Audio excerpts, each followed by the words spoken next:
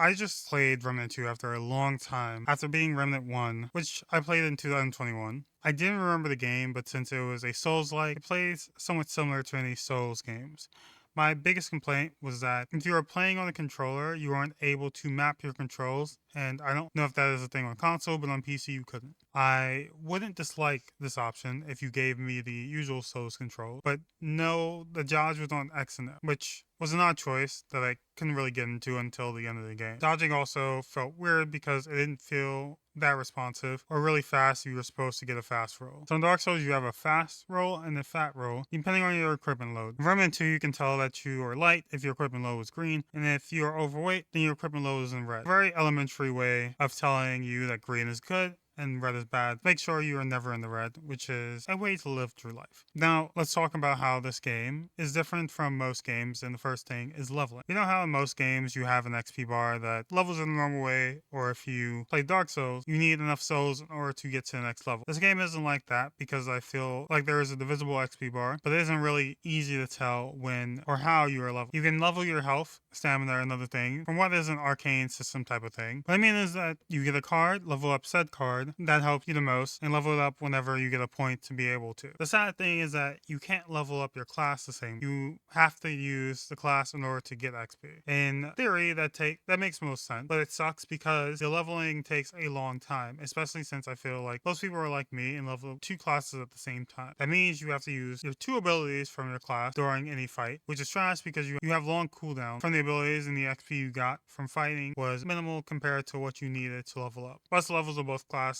combined equal the level of your character, which can help you with getting gear and drops for grinding later on. It's extremely out of order, but I feel that I need to talk about this before it leaves my mind. Endgame for this game feels kind of lackluster, less annoying to go through, and the main reason I say this is because of grinding. So in most games, you grind certain enemies / areas in order to get the items you need to level up weapons, or you have specific places you need to go to get a good amount of resources or to level yourself up. Like I said earlier, the higher the level of your character, the more high level resources you can get to level up your character, which you will find out in the world. If you're lucky, then the enemy may drop it, but you have better luck finding the item you want in a chest or laying on the table somewhere in an unexplored area. I tend not to grind unless I'm having a good amount of trouble with a boss, and I kind of gave up trying to level up my character, but needed to level up my main weapon, which is a bow. Last two bosses gave me a lot of trouble, but after a few rounds of depression, I went against that boss. But then came to the last boss. I was barely able to beat the first phase, and then I was confronted with what felt like the most annoying second phase, and it felt like that I was doing no damage, and after dying about a dozen times, I decided to look up Grind It. I saw no good light at this bleak tunnel since everyone said that you needed to be a certain between level 15 and 20 to get the materials needed to level up my bow. I grinded certain mob and got nothing for my efforts. However, that there was an adventure mode that the game offered. You started a new run that was separate from your current run. It kept all your current levels and items, bring it over to the new run. The only thing is that you just select one world versus the many different worlds that the main run offered. Adventure mode should have been talked about more in the subreddit because of the fact you're able to run to a new world and get all the materials you needed for your weapon, which I got. I was able to get a plenty. I also set a time limit for my grinding so that I had time to fight and beat the last boss. By the time I needed to stop my grinding for match, I had enough to level up my bow about 5 levels. This was my last run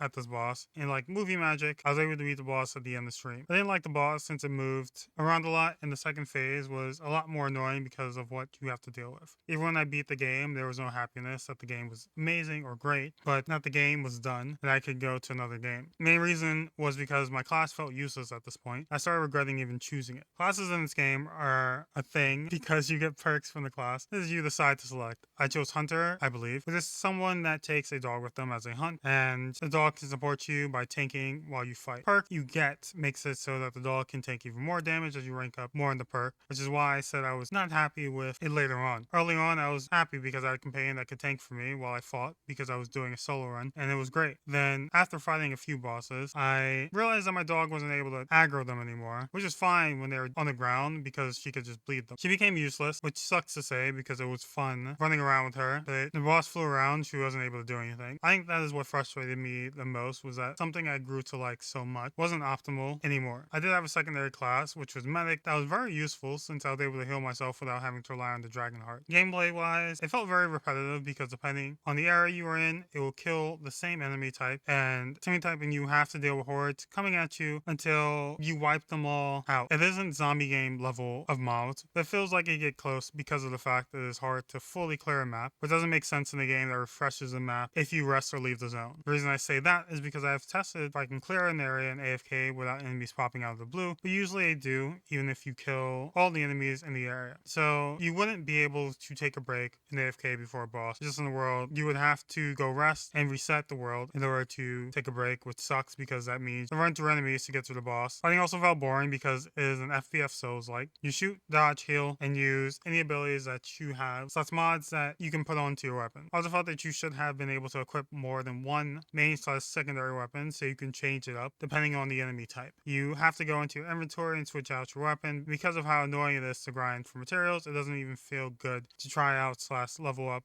any other weapon because you have to hoard your materials for the weapon you want to main. I chose the normal difficulty that I always choose when I play a game for the first time, and the game itself wasn't that hard. There's some warming up to because the controls might not be what you are used to when it comes to Souls-like, since the dodge isn't on O but on X. The game gives you a ton of enemies in exchange for actually challenging enemies spread out in the game. So do they give you anything challenging besides bosses? For answer to that, the game gives you mini bosses for you to fight as you run along in the world, otherwise you wouldn't get a challenging experience until you fight a boss. Also believe that every boss is a story boss of some sort. You usually get some sort of story cutscene before you fight them, which is nice that every boss feels important. There's a lot more I could say about this game, but I don't want to. I also feel like this game feels worse than the first game. I think a lot of creativity should have been included like the first game, but it feels like the soul was taken out of the game.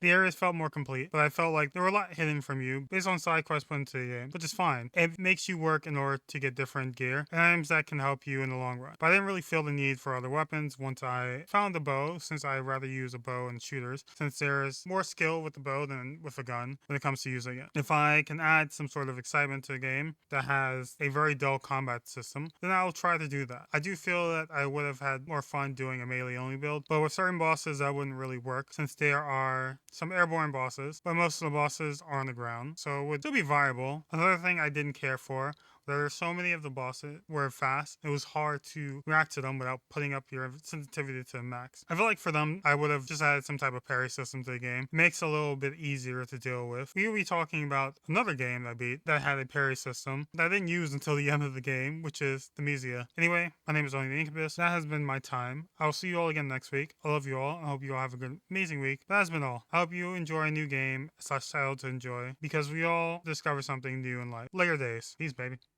Why not put you have? Why am I so dumb? Why am I so dumb?